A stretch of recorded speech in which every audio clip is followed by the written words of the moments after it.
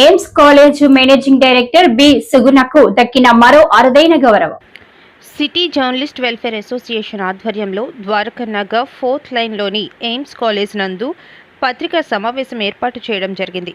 నూతనంగా ఏర్పాటైన city journalist welfare association కార్యకలాపాలను ఇన్స్టాగ్రామ్ మరియు పత్రికలలో తిలకించి ఆకర్షితులై ఆయనకు మీడియాపై ఉన్న అభిమానంతో సంబంధిత CJW టీంతో సంప్రదింపులు జరిపారు.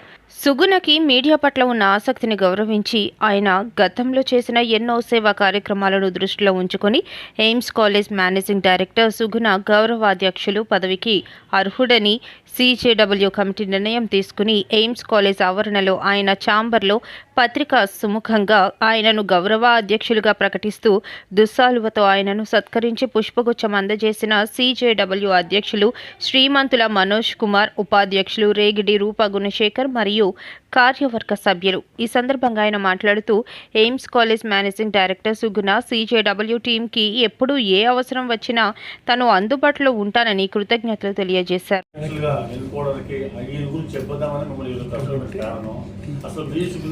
చెప్పాలంటే ఎక్కడో మారుమూల ప్రాంతంలో ఒక విజయనగరం జిల్లాలో ఒక విలేజ్లో ఒక సామాన్యమైనటువంటి కుటుంబంలో పుట్టి హైదరాబాద్కి వెళ్ళి అక్కడ ఇంజనీరింగ్ చదువుకొని ఎంతో ఉన్నతమైన చదువుకొని అక్కడ కూడా డిగ్రీ పట్టబడి ఎయిర్ ఫోర్స్లో అంటే సెంట్రల్ గవర్నమెంట్ ఎంప్లాయ్మెంట్ జాబ్ సంపాదించి ఫస్ట్ అపాయింట్మెంట్ 10,000 మంది ఇంటర్వ్యూకి వెళ్తే 6 పోస్టులో ఒక పోస్ట్ ఇంటికి వచ్చారు. ఫస్ట్ పోస్టింగ్ ఇది బొంబాయి ఎయిర్పోర్ట్లో జాబ్ చేశారు. దాని తర్వాత ఏమో అహ్మదాబాద్ వచ్చారు, తర్వాత బెంగళూరు వచ్చారు, తర్వాత మళ్ళీ ఏమో ఆస్ట్రేలియా వెళ్ళారు. చేసుకొని వచ్చిన తర్వాత ఇతను ఏమనుకున్నారంటే సరే ఈ 2 లక్షలకి 3 లక్షలకి సెంట్రల్ గవర్నమెంట్ జాబ్ చేయడం కరెక్ట్ కాదు, సరే ఇది కాదు ఇంకా మనం చెప్పేసి అందులో రిజైన్ చేసి విద్యా సంస్థతో పెట్టుకుందామని చెప్పేసి విద్యా సంస్థ పెట్టాలని ఒకేసారి వాన్ అయిపోతే దాని మెలకు తెలియని ఒక దగ్గర జాబ్ చేశారు సీఎంగా. వేరే కాలేజీలో వైజాగ్లో జాబ్ చేసి అందులో మెలుకులు అన్ని చేసుకున్న తర్వాత సొంతంగా ఇప్పుడు మన ఆంధ్రప్రదేశ్లో 3 బ్రాంచ్లు ఉన్నాయి. కాకినాడ, రాజమండ్రి, విశాఖపట్నం. ఈ 3 బ్రాంచ్ల కలిపి ఈరోజు 800 పైచీలకు స్టూడెంట్స్ ఉన్నారు, 150 మంది ఫ్యాకల్టీ ఉన్నారు. అంటే ఇంత చిన్న వయసులోనే ఆల్మోస్ట్ 35-40 బిలోంగ్ ఉంటారు. చూడండి, సెంట్రల్ గవర్నమెంట్ జాబ్ సంపాదించడం, ఇంజనీరింగ్ హైదరాబాద్ చేయడం, ఆ జాబ్ రిజైన్ చేయడం, ఇంకో జాబ్ చేయడం, మళ్ళీ తోలక ఇక్కడ ఇంత ఫ్యాకల్టీ పెట్టి జాబ్ చేయడం. ఇదంతా కూడా మీరు ఆలోచించండి. ఇతనికి ఒక మీడియా మీద ఒక ఫ్యాక్షన్ ఉంది. దీంతో పాటు ఇది ఢిల్లీలో పోస్ట్ ఉంది. మన ఆర్థిక మంత్రి నిర్మలా సీతారామన్ గారు MSME అని పోస్టింగ్ స్టాండింగ్ కమిటీలో బోర్డ్ ఆఫ్ నెంబర్. కాకినాడకి విశాఖపట్నం MSMEలో బోర్డు నెంబర్. ఇది మామూలు ఇది వెహికల్ కూడా చూడండి, పైన అంబులెన్స్ ఉంటుంది ఇది వెహికల్ మీద. మన మినిస్టర్ అంబులెన్స్ కూడా ఈ వెహికల్ మీద ఉండదు. అంటే వాళ్ళ ఆర్థిక మంత్రి నిర్మలా సీతారామన్ గారు ఇంకో పోస్టింగ్ ఇచ్చారు. అదేం చిన్నపని కాదు. ఇంత చిన్న వయసులోనే MSME మన కాకినాడ, రాజమండ్రి, విశాఖపట్నంలో నిరుపేద ఎవరైతే ఉన్నారో డైరెక్ట్గా ఆర్థిక మంత్రితో యాక్సెస్ ఉన్నది పెట్టుకొని ఫ్రీగా ఎడ్యుకేషన్ ఇస్తున్నారు.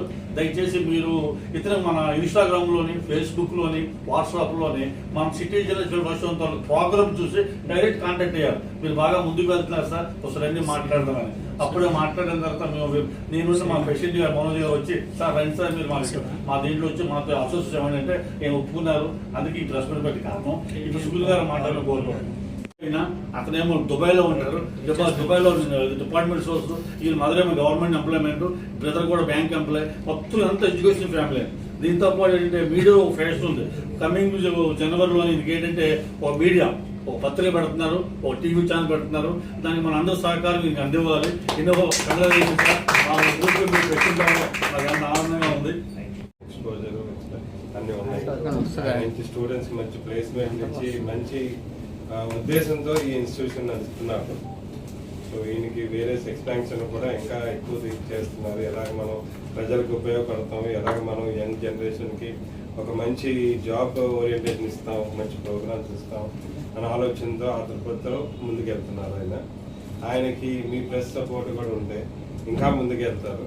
ధర్నారాల్లో ఆయనకైతే ప్రెస్ ఉంది, మాయ గారు కూడా ప్రెస్లో పెద్ద రిపోర్టరే.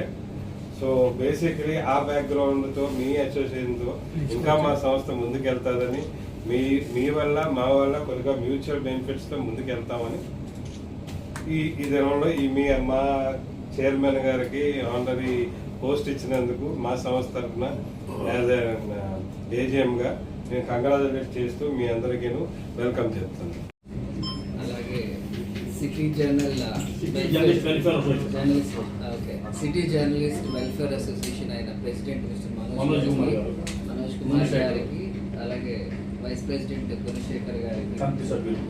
అలాగే కమిటీ సభ్యులందరికీ కూడా నా యొక్క నమస్కారం. అండ్ మెయిన్ థింగ్, ఈ ఈవెంట్కి నన్ను ఎన్నుకున్నందుకు నేను కృతజ్ఞతలు చెప్తున్నాను. అయితే గుణగారు చెప్పినట్టు యాక్చువల్గా ముందు నా కోసం నేను మీకు ముందు ఇంట్రడక్షన్ చిన్నది ఇవ్వాలి.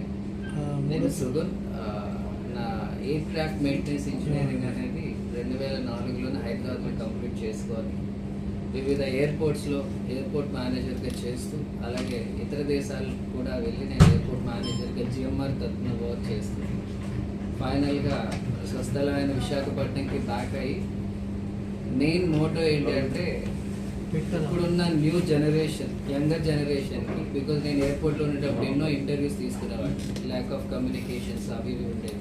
సో దానివల్ల ఈ న్యూ జనరేషన్కి విద్యా సంస్థ ద్వారా వాళ్ళకి నాలెడ్జ్ని పెంపొందించి రకరకాలైన ఆపర్చునిటీస్ ఇవ్వాలి అన్న ఒక ఎయిమ్తోని 2018లోని నేను మళ్ళీ ఈ విద్యా సంస్థలకి రావడం జరిగింది. అలాగే ఇప్పటి వరకు మోర్ దెన్ 500 మందికి నేను ఆపర్చునిటీస్ ఇవ్వడం జరిగింది త్రూ ఈ విద్యా సంస్థ ద్వారా. ఈ ఎయిమ్స్ కాలేజ్ అనేది కూడా 2023 నుంచి స్టార్ట్ చేయడం జరిగింది. 3 బ్రాంచెస్తో స్టార్ట్ చేశాను. ఇప్పటి వరకు ఈ 3 బ్రాంచెస్లో కూడా మోర్ దెన్ 200 మెంబర్స్కి మనం వివిధ రకాల ఆపర్చునిటీస్ ఇచ్చాం. ఈ యొక్క ఎయిమ్స్ యొక్క విద్యా సంస్థ ఏదైతే ఉందో ఇది ఓన్లీ ఫర్ పొటెన్షియల్ పీపుల్కి మాత్రమే కాకుండా ఎవ్రీ ఇయర్ ఆల్మోస్ట్ ఒక 5 మందికి 5 మెంబర్స్కి ఎవరైతే నిరుపేద పిల్లలు ఉన్నారో వాళ్ళకి ఫ్రీ ఎడ్యుకేషన్ ఇస్తూ ఈ ప్రాసెస్ అనేది జరగడం జరిగింది. అలాగే మా యొక్క మెయిన్ విజన్ ఏంటి అంటే రాబోయే వితిన్ ఒక 3 to 4 ఇయర్స్ లోపల మినిమం ఒక 10,000 ఆపర్చునిటీస్ ఇవ్వాలి యూత్కి అనే ఉద్దేశంతో ఆ విజన్ అనేది మేము పెట్టుకున్నాము. అదే కాకుండా 2024లో నాకు మినిస్ట్రీ ఆఫ్ MSMEలో సర్కిల్ డైరెక్టర్గా నేను నామినేట్ అయ్యాను, విశాఖపట్నంకి అలాగే కాకినాడకి. సో దీని యొక్క మెయిన్ ఎజెండా ఎందుకు నేను నామినేట్ అవ్వగలిసాను అంటే whereas I have done the various services to the society in the outside the states. వాళ్ళు దానికి గుర్తించుకొని నాకు ఈ హోదా అనేది ఇవ్వడం జరిగింది సెంట్రల్ గవర్నమెంట్ నుంచి. ఇది ఒక committee, ministry of MSME PCI. So ఈ కమిటీ వల్ల మెయిన్ ఉపయోగం ఏంటి అంటే ఇప్పుడు జనరేషన్లో ఎవరైతే యూత్ ఉన్నారో వాళ్ళు చాలా ఇన్నోవేటివ్ ఐడియాస్తోనే ఉంటారు. ముందుగా ఈ మనోజ్ గారికి, వాళ్ళ టీం సభ్యులకి, ఎవరైతే గుణశేఖర్ గారు ఉన్నారో వాళ్ళ మొత్తం టీం సభ్యులకి నా యొక్క ప్యాషన్ని, అంటే ఎడ్యుకేషనలే కాకుండా సొసైటీలోని ఒక సర్వీస్ ఓరియంటెడ్ పర్సన్గా కూడా ఉండాలి అనే ఉద్దేశంతో ఆ మేజర్ ఛానల్ ఎలా వెళ్తే బాగుంటుంది అనే ఉద్దేశంతో నేను ఈ ప్యాషన్ ఎంచుకున్నాను. అలాగే మా ఫ్యామిలీ మెంబర్స్ కూడా, నా బ్లడ్ కూడా యాక్చువల్గా వచ్చింది ఫ్రమ్ ఈ మీడియా దీంతోనే. ఎందుకంటే చాలామంది మా ఫ్యామిలీ మెంబర్స్ అందరూ త్రూ మీడియాలోనే ఉన్నారు. ఈవెన్ నేను నా సతీమణి కూడా ఫ్రమ్ మీడియానే యాక్చువల్గా అయితే. సో ఎనీవే ఆ యొక్క ప్యాషన్ నేను వివరించడం జరిగింది ఈ city journalist welfare association president గారికి అండ్ వైస్ ప్రెసిడెంట్ గారికి. And this supported me a lot and they have given me a good opportunity as ఈ అధ్యక్ష పదవి ఇవ్వడం అనేది నాకు చాలా హానరీగా తీసుకుంటున్నాను సార్. దానికి very thanks to you all. That's it. I want to do more supportive to all our family members. From now onwards, you all are our family members, which I am thinking now. And even future lo kuda we are coming with the online platform that which I have the passion about the media channels. Soon adi kuda mee munduku vastanu. Thanks for the opportunity, sir. Thank you so much for this opportunity. Thank you.